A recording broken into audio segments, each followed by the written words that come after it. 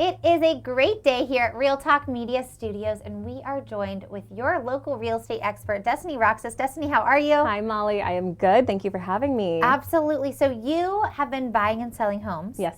And you have a pulse on what's happening in the market right now. We have a little bit of a shift going on. A little bit, yes. No good, no bad. Yes. Positive vibes only. Absolutely. But you are coming in and having really strategic ways to price these new homes for sale. Yes, definitely. How do you figure that out?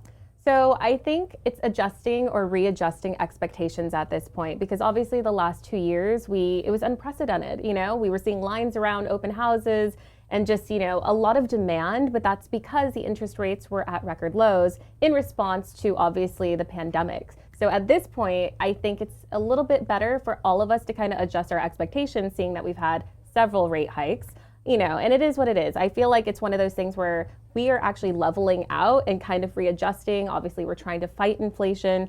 So at this point, I think for sellers to price accordingly is one of the most important things that you're going to have to do in a market that is shifting. Yeah. So for example, obviously market value, there's different ways to price properties. There's the overzealous ones where you're aspirational, you're really just trying to get a really high number and you're going to start high, versus actually going at market value, versus also going a little bit under market value. That's, I think, going to be the sweet spot for a lot of sellers now to really capitalize and get more people into the home, seeing it, and then possibly even bidding up there. So at this point, I feel like instead of really just going for what you want number-wise, I think it's going to be more of an advertising strategy to really get more buyers in the door. Yeah.